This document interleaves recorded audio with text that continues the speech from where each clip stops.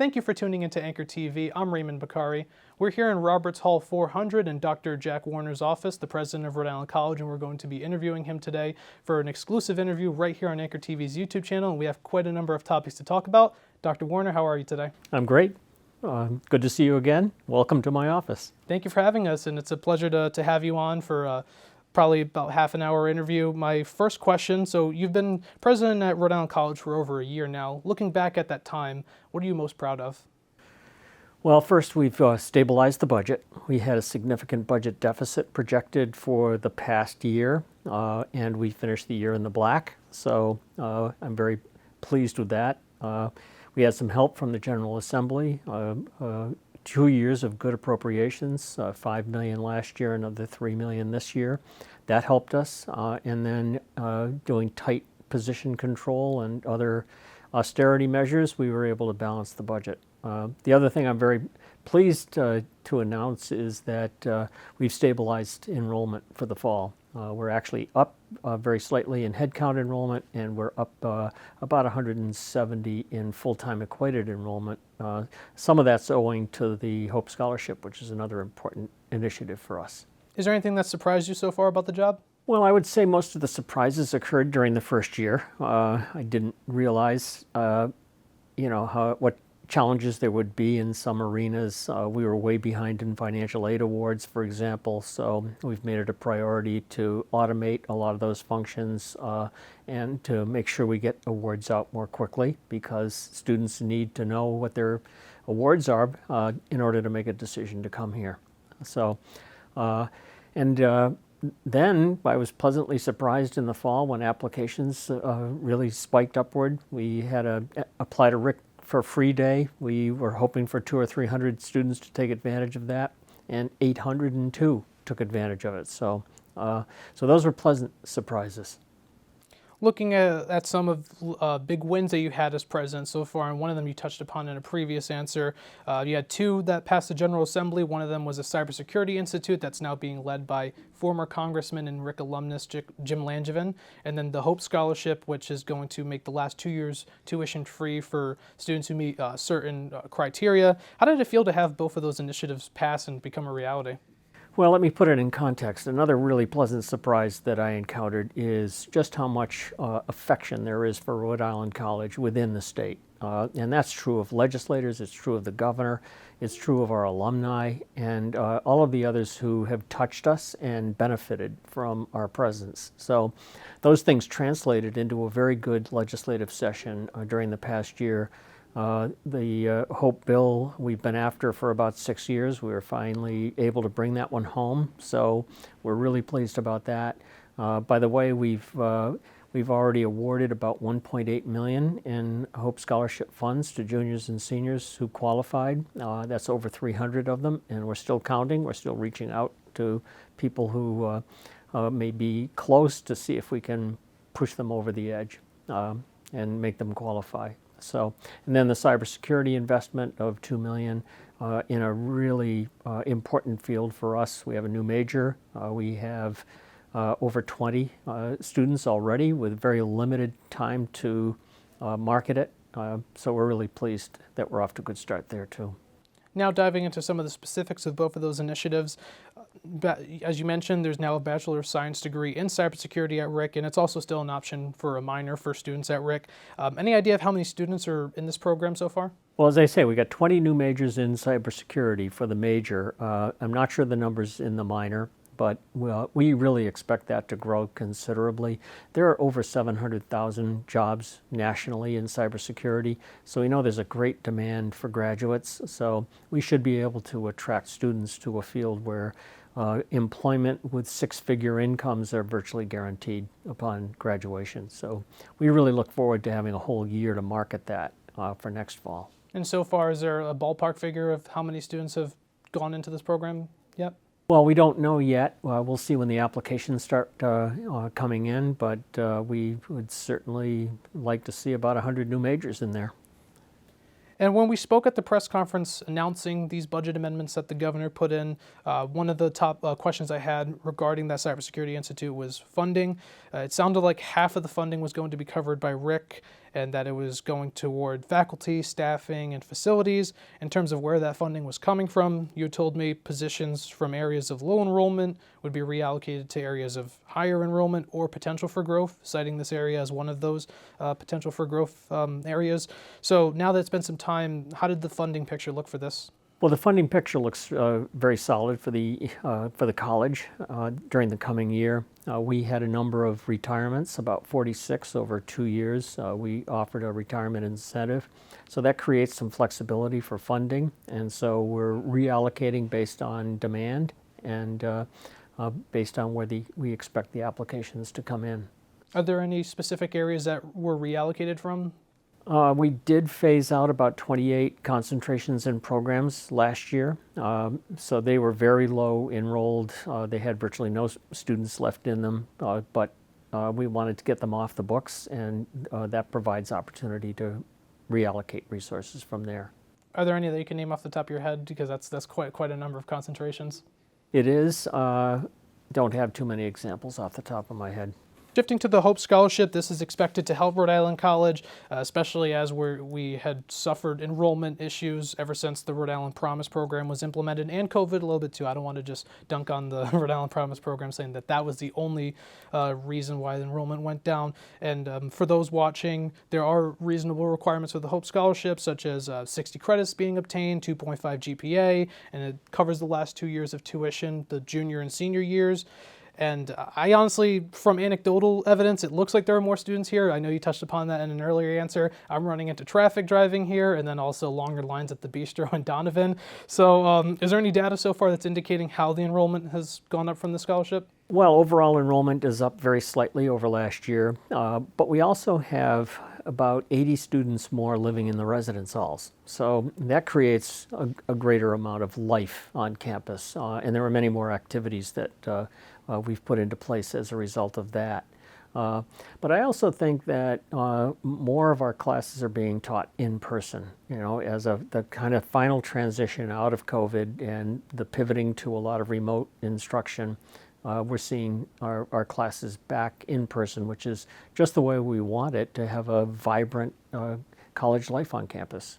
Kind of just pinning it down, though, just a little bit in terms of ballpark figures and numbers. So the figures that the college gave the anchor last semester, pre-Hope Scholarship, was fiscal year 21 had 5,800 students, fiscal year 23 revised had 5,093, and the fiscal year 24 request had around 4,700.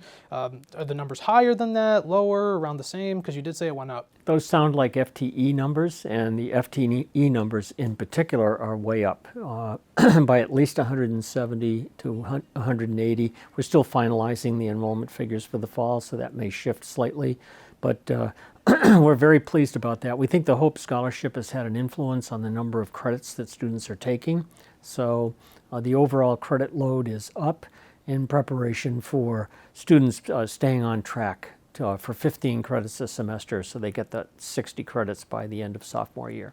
Before we move on from the Hope Scholarship, so when I've sort of shown my enthusiasm for this scholarship, and I've talked it up quite a bit because as someone who's been covering the enrollment issues and as someone who RIC was my most affordable option, I've talked about this topic a lot and covering it for the anchor as well. But I've heard two concerns from those who aren't as convinced about this. One of two is either, oh, what if a family is wealthy and then a student can come here for $11,000 free for both years? Or they'll point to the fact that there aren't necessarily penalties if a student doesn't stay in Rhode Island to work the, I believe, 2-year commitment. What's the response to those types of concerns? Well, we have students sign an agreement that they'll stay. There is a tracking mechanism available. It's called wage record matching, so we can track it if we need to. But a large majority of our graduates do stay in the state and contribute to the economic vitality of the state, and that's the intent of all this. That let's keep our graduates here. Let's have them contribute to the workforce and the economic development prospects of the state, because there's great public value in that, which is why the public invests in us in the first place. And then sticking to the other concern that I've typically heard, if a wealthy family is able to let their son or daughter come here and then they get the 2 years free, $11,000 each, is there any way to, I guess, for those who need it more, to be prioritized as opposed to someone who doesn't need it? Well, again, the public The state invests in Rhode Island College because there's a public benefit to having our graduates graduate, earn more money, pay more taxes, contribute to the civic engagement, and a whole host of other benefits that accrue to communities as a result of having a highly educated population. Whether those come from middle-class families, wealthy families, or lower-income families, the benefit is still the same, and it's still a public benefit. So there's, and the other major thing that Rhode Island College offers is a chance to graduate either with minimal debt or no debt at all. And middle-class families also suffer from debt when they go to very expensive places. So, and that compromises the ability of graduates to invest in a home, buy a car, or go to graduate school. So So the benefits kind of outweigh those concerns. I think so. I want to now talk about the college's position on sort of a recent topic, and that topic's whether a mask and or COVID booster mandate will be reinstated. COVID numbers, as you know, are spiking a bit due to a new strain, and the CDC is recommending people get the new booster that was recently approved. With there being a new strain of COVID and another type of vaccine coming out, are there any plans for the immediate future to implement either a mask or booster mandate at RIC? We don't have plans right now. The levels are pretty low, and the state and the nation have stopped the categories like green and yellow and red and that kind of thing. So if there's a serious outbreak, we may have to reevaluate where we stand. But right now, the outbreaks have been very sporadic, very contained in particular locations. We've isolated students as a result of that if they're in residence. So we think that the efforts we're making seem to work just fine for now. So we'll reevaluate it if it changes in a more serious direction. And in terms of what basis the college will be used, is it still going to be those color levels or number of cases on campus? What's the basis that'll be used? Well, we'll monitor hospitalizations. The wastewater is routinely monitored, so we'll see what those kinds of things produce for us. But, the thinking in a lot of circles these days is that COVID is like another flu. It's more serious for some people, but each year that would be a vaccine more targeted to the particular strain that's out. You get your flu shot, you immunize yourself as best as possible, build up your resistance, and the same kind of concerns about overflooding the hospitals and that kind of thing don't seem to be issues right now. I have a couple of shorter form questions based on feedback students provided to you in that town hall you did a few months ago in the last semester. One of the concerns brought up by students was the handicap access buttons are not working for all buildings on campus. I believe you had said an audit will be done to figure out what buttons are not working and then get to fixing those buttons. Has that audit happened yet? Whether the audit happened or not, the crews have been out fixing those buttons. I've seen them here in this building. I've seen them in other places. So we'd be certainly happy to know if the buttons are not working and which ones, because we can dispatch a crew out to fix them. But we fixed an awful lot of them. So how many are left to be fixed, we'll rely on students to tell us, probably through disability services. Is there any particular reason why the audit didn't happen? Well, it did. I mean, we did an assessment. Oh, you did? Okay. We absolutely did an assessment, but I can't tell you the status of which ones are still out. I think that the efforts we made over the summer should have fixed all that needed fixing. And if anybody watching this does notice an extra button, where can they report that to? An extra button not working, where can they report that to? I think disability services would be the place to report that. Another concern that was brought up by a student was a lack of a 24/7 space for commuter students to be able to study. After that town hall, we did a little brief interview in the ballroom. You had told me in that interview that there would be a scan of the campus to find the space. Are there any ideas for a location? Well, we actually have chosen one, and it's the large lounge on the ground floor of Craig Lee, the one facing the quadrangle. So that's been set aside. We did some work on it over the summer to expand its capacity. And now we're looking at figuring out how we can secure the building so that it can go 24/7.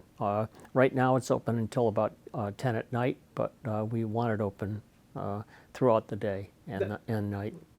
that was what I was going to actually ask him to follow, because I know some of these buildings, they close either really early, like 5, 6, or not 7, 5, 6, but like maybe 8, 9 p.m. So what kind of, I guess, what needs to be put in place before it gets open 24/7? Well, just a way to secure the building itself so that it can be open around the clock, and we're looking into that now. One last one from that town hall, and then we're going to move on to the next topic. Another student brought up how RIC doesn't really have dedicated advisors hired specifically to advise students. Typically, at least from my experience and friends that I have at RIC, it's usually a professor from that respective major's department, and they advise them. Is the college moving toward getting dedicated advisors for students? Yes, we're working on what we call a hybrid model. A hybrid meaning some professional advisors, probably mostly for freshmen, until they declare a major, and at that point they would be assigned a faculty advisor. So that's what we're moving toward. It would be good that any undecided student or a student who hasn't yet chosen the major would have a professional advisor. That's what we'd like to get to. Would there be plans to eventually have professional advisors for students in a major, or is it still, I know you said the hybrid, but you know, some may be concerned that they have a faculty who's also teaching, say, 3 to 4 classes that same week and might not be able to be as quick to respond? Well, a faculty member with professional advisors in the hybrid model, it should reduce the total number of advisees any faculty member would have to advise. So we want to keep that to no more than 30. So by adding professional advisors to absorb part of the load, that can reserve the faculty for the majors, who are then much more generally available to students who are taking junior and senior level courses. And is there a timeline for when we would start seeing those professional advisors? We're going to start this year. We'll move slowly. We have to be careful the number of people we hire, particularly if they're new hires, because now that we've balanced the budget, we want to keep it that way. The college is in the process for a search for its next president. Technically, you're still the interim, but you do have the ability to seek another term, at least to my understanding. I believe we're going to know by January 1st, 2024, based on the current timeline that's been provided to students, when the next president will be announced, and then they start, to my understanding, summer of 2024. I've heard through the grapevine from at least a couple people that you are going to go for another term. I haven't heard you say it officially yet, so Dr. Warner, please, let's break some news. Are you going to seek another term as RIC president? Yes, I think I will.